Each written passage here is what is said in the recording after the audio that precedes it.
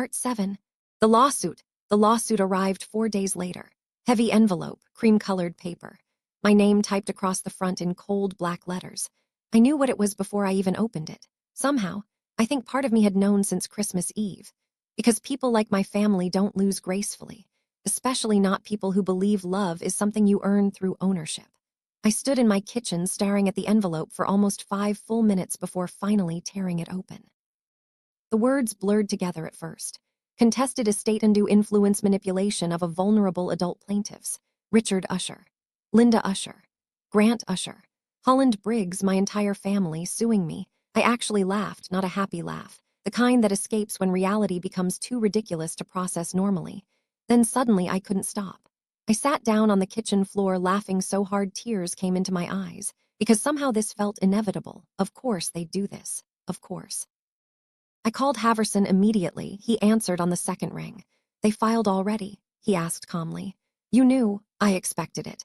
That steadiness in his voice saved me a little. At least one person in the world wasn't shocked by my family anymore. What do I do? You breathe, he said first, then more firmly, and you let me handle them.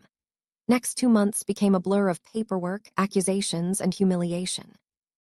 My family's claim was simple. I had manipulated a dying old woman into changing her will. According to them, I had isolated Grandma, controlled access to her, emotionally pressured her. Brainwashed her. That was the exact word Holland used online, brainwashed, as if kindness itself were suspicious. As if showing up consistently for someone automatically meant you had secret motives. The worst part wasn't even the lawsuit. It was the way people looked at me afterward. Not everyone, but enough. Small towns survive on gossip the way forests survive on rain. People whispered in grocery stores. Teachers stopped conversations when I entered lounges. Parents looked at me differently during pickup, not hateful, just curious, like they were trying to decide whether I was secretly brilliant or secretly monstrous. At school, I kept teaching through all of it. Math worksheets, reading circles, lunch duty. Normal life stacked awkwardly on top of emotional collapse. One afternoon, Daniel, the quiet student grandma loved hearing about, stayed after class while I organized papers. You sad? He asked suddenly. I looked up in surprise. Daniel almost never spoke voluntarily. A little, I admitted. He nodded thoughtfully. Then after a long silence, he said, my grandma died too. The room went quiet. Sorry. She used to make pancakes shaped like dinosaurs. I smiled softly. That sounds pretty amazing. It was. He hesitated. People get weird when grandmas die. I stared at him, out of the mouths of children.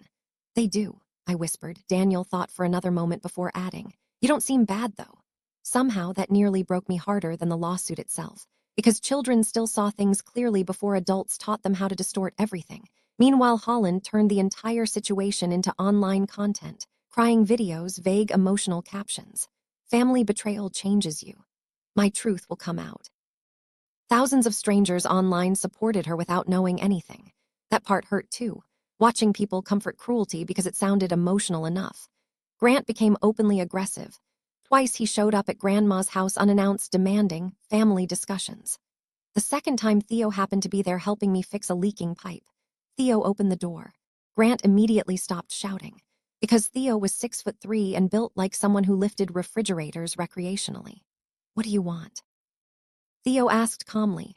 Grant pointed toward me. She owes us. Theo looked at him for a very long moment, then quietly replied, no, she doesn't.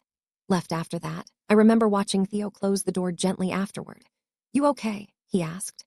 And for some reason that simple question almost made me cry again, because he genuinely meant it, not strategically, not performatively, just honestly. Around May, Haverson came to the house carrying several boxes of documents. Your grandmother prepared thoroughly, he said with what almost looked like admiration. We sat together in the living room sorting papers for hours, medical evaluations, signed witness statements, legal records, everything airtight. Grandma had anticipated every accusation, every attack, every ugly possibility. She understood people, Haverson murmured once while flipping through files. Then finally he brought out a smaller locked metal box. The key, he said quietly. I retrieved the brass key Grandma gave me before she died. My hands trembled, slightly sliding it into the lock. Inside were 3 things. First, copies of every legal protection surrounding the will. Second, a stack of birthday cards, mine. Every card I had ever given Grandma since childhood. Construction paper cards, crayon drawings, handmade valentines, tiny ridiculous little things I'd forgotten existed. She had saved all of them, every single one, carefully labeled by year. My throat tightened instantly, but it was the third item that truly destroyed me, a worn green leather journal tied shut with old string. I opened it carefully. Inside were dated entries written in Grandma's neat blue handwriting, short entries, simple ones. February 2015, Eddie came today. We made soup and discussed prairie novels. August 2017, Eddie exhausted from first teaching week. Fell asleep during movie. October 2019, Eddie fixed porch railing without asking.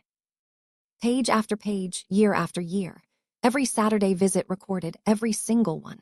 I flipped faster, more entries, more Saturdays, 487 of them, 487 Saturdays. I started crying before I even realized it. Not delicate tears, real ones, ugly ones. Because suddenly I understood something overwhelming. Grandma had been counting. All those years she had quietly counted every time I chose her. Haverson stood respectfully near the window, pretending not to notice me crying. But eventually he spoke softly. "This," he said gently, touching the journal, "wins the case." He was right, because no jury on earth could look at nearly 500 entries documenting quiet love over a decade and still believe manipulation. The court hearing arrived in October, 9 months after Christmas, 9 months after the checks. 9 months after my family burned their relationship with Grandma alive right in front of her. The courtroom smelled like polished wood and stale air conditioning. Judge Bernadette Ames presided over the case. Apparently she had known Grandma casually in high school decades earlier. My family's lawyer tried hard, very hard. He painted me as opportunistic, calculated, emotionally manipulative. Then came the cross-examination. "Miss Usher," the lawyer said smoothly, "why do you think your grandmother favored you financially?" I expected the question, but somehow not the answer that came out, because I came on Saturdays. The courtroom became silent. The lawyer frowned slightly. "That's your explanation?" "Yes. You expect this court to believe $40 million was awarded simply because you visited." I looked directly at him. I said quietly, "Because I loved her while everyone else evaluated her." Even the judge stopped writing for a second. Then Haverson introduced the journal, page after page, date after date. A decade of proof, not financial conversations, not manipulation, just companionship, soup, tea, books, snowstorms, gardening, life, real life. By the time proceedings ended, I already knew the outcome before the judge spoke. The court finds the will fully valid and enforceable. My family lost, completely. Then came the final blow. Plaintiffs are responsible for all legal fees. Cursed loudly. Holland burst into tears instantly. My mother looked hollow, and my father. My father stared at me with pure hatred. Not disappointment anymore, not frustration. Hatred. As everyone stood to leave, he finally spoke. "You're the worst daughter I've ever seen." His voice echoed across the marble hallway outside the courtroom. People turned. Even a local reporter paused mid-note. But strangely, his words didn't hurt anymore. Because somewhere during that terrible year I had stopped needing my family to recognize goodness in me. Grandma already had, and that was enough. Part 8. What SHE was really LEAVING me. After the court case ended, people expected me to celebrate. That's the strange thing about money. Everyone assumes winning financially must feel like happiness. But walking out of that courthouse, I didn't feel victorious. I felt tired, bone-deep tired, like I'd spent an entire year carrying something heavy uphill only to discover there wasn't actually a finish line at the top. The town changed after the ruling, not loudly, quietly. That's how small towns punish people. The Hollow Ridge Chronicle published an article about the case 3 days later. The headline itself was neutral enough. "Court upholds Usher estate will." Buried halfway through the article was a quote from my father. "You're the worst daughter I've ever seen." Printed in black ink forever, people read it. And Hollow Ridge remembered it. My father lost his manufacturing job that same month. 30 years at one company, gone. The plant closed permanently. At 58, he suddenly became a man trying to start over in a town where everybody already knew his worst moment. My mother's spa slowly began losing customers, not because anyone organized against her, because people stopped wanting to sit across from someone they'd watched publicly fight over a dead woman's money. Grant's construction office collapsed by winter. Too much debt, too many missed payments. And Holland's entire online image finally cracked apart. A regional blog picked up the inheritance story, then another. Then comment sections started connecting dots. The funeral videos, the live stream from court, the emotional manipulation. Followers began turning on her, brands quietly stopped responding. And then the worst part happened. Her husband discovered hidden debt, $80,000, credit cards, loans, fake business expenses. Within months, he filed for divorce. One by one, the lives my family built around appearance started collapsing under their own weight. And every single time I heard new bad news, I felt awful for not feeling satisfied. Because revenge sounds exciting in stories. In real life, it mostly feels sad. Theo understood that better than anyone. One evening, we sat at his kitchen table eating takeout noodles while snow pressed softly against the windows. I told him about Holland's divorce. He nodded quietly. Then after a while he said, "You know none of this is your fault, right?" I know. The truth was more complicated. Because even if I didn't cause their destruction, I had become the mirror they couldn't stop seeing themselves in. And people rarely forgive mirrors. In May, while sorting through Grandma's old desk, I discovered something that changed me more than the inheritance itself. Meg was helping me organize boxes for the bookstore she planned to open inside Grandma's house. The afternoon sunlight poured warm through the windows, while old records played softly in the background. Normal, peaceful. Then I found a small leather notebook hidden beneath the bottom drawer lining. At first I thought it was another journal. But when I opened it, my breath caught. Each page listed years, and beside each year, amounts of money: 1985, milk program; $8,401,986, school lunches; $12,001,987, winter coats; $9,501,988, library fund; 600 page after page, year after year, decades of donations, quiet ones, anonymous ones. Then finally near the back, 2025, music room drums, dry erase markers.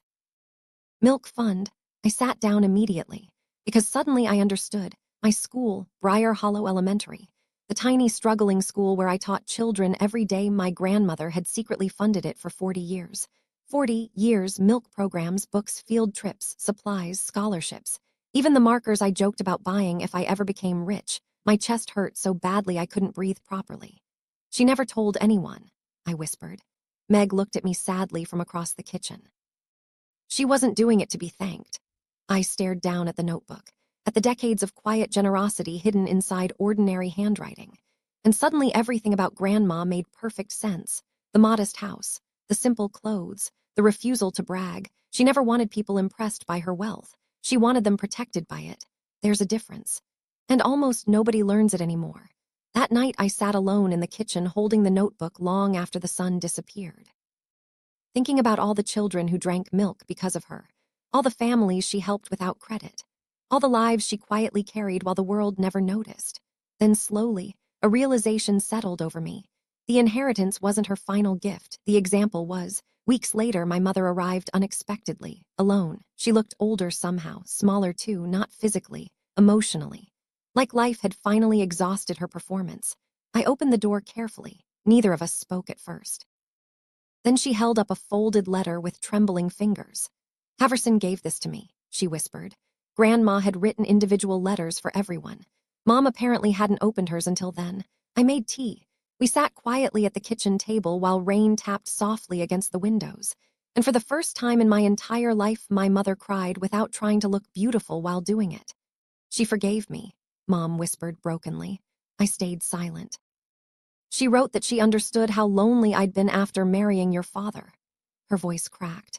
"She said she stopped being angry decades ago. That hurt in ways I still can't explain. Because Grandma had offered grace even to people who never deserved it." Mom wiped her face shakily. "Then eventually came the question I knew was coming. The spa," she whispered. "I could save it with maybe 100,000. I looked at her for a very long moment, and strangely, I didn't feel angry anymore, just tired. "Mom," I said softly, "I'm not giving you money." She nodded immediately, like she already expected that answer. But I continued, "I'm creating a scholarship foundation in Grandma's name." She blinked. "What? For kids, for families, for school programs?" Filled her eyes again. Because deep down she knew exactly why Grandma would have chosen that too, not luxury, not status, people, always people. Mom stood quietly a few minutes later to leave. At the doorway, she paused, then finally asked the question both of us had avoided for years. Do you hate? Looked at her honestly. No, that was true. I didn't hate her anymore. Hatred requires energy, and grief had already taken enough of mine. I just don't really know who you are, I admitted softly. My mother closed her eyes briefly, then nodded once, and walked away through the rain. A month later, I made the biggest decision of my life. I resigned from Briar Hollow Elementary. I established the Sylvia Usher Scholarship Foundation with $20 million, tuition assistance, food programs, school supplies, college grants. Every child helped anonymously whenever possible, exactly how Grandma would have wanted it.